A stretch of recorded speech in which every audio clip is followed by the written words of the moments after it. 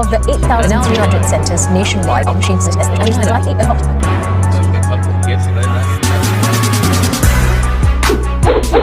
the Philippines government amidst the pandemic. Here is the response of Philippines government against the COVID-19.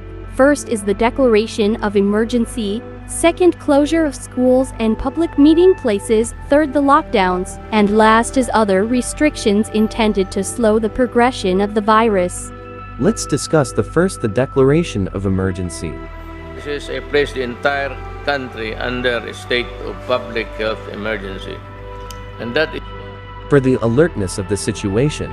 The Philippine government announced to the public address of President Rodrigo Duterte on the COVID-19 pandemic.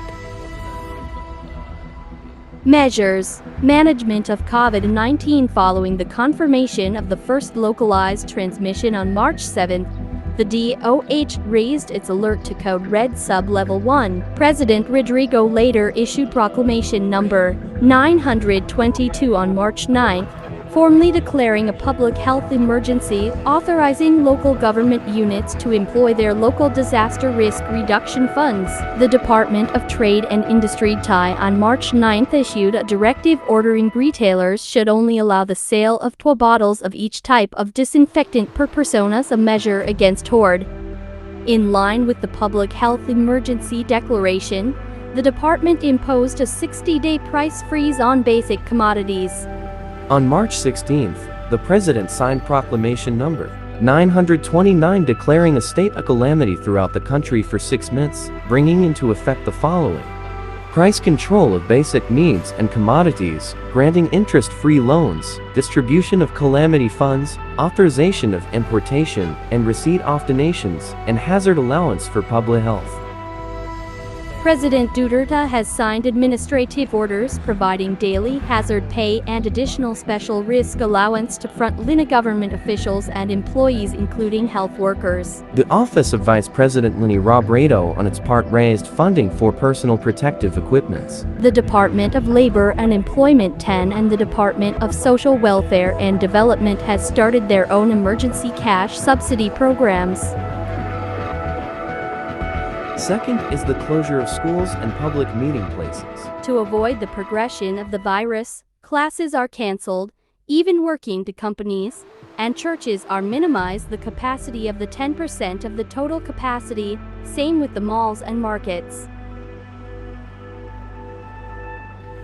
The third is lockdowns. On March 12, 2020, President Duterte announced a partial lockdown covering the entirety of Metro Manila that was later put into place on March 15. The lockdown was further expanded on March 16, when President Duterte imposed an enhanced community quarantine act throughout the entire island of Luzon and its associated islands. This was effectively a total lockdown, which had restricted travel and transportation, imposed strict home quarantine among all households, and closed all non-essential private establishments within the island group.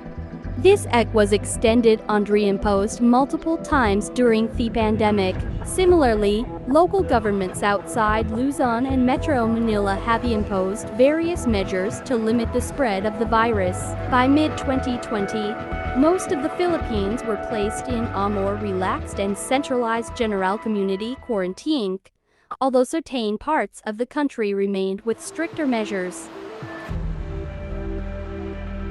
And the last is other restrictions intended to slow the progression of virus. Several clusters of the disease have led to localized lockdowns, quarantine and isolation. See also, We Heal as One Center, Department of Public Works and Highways and the Bases Conversion and Development Authority has set up quarantine isolation centers by repurposing facilities as We Heal as One centers. As of May 28, 10 such facilities have been completed. In conclusion, the current government of Philippines was doing their response. Even there's some issues of delay and others that not supporting the government.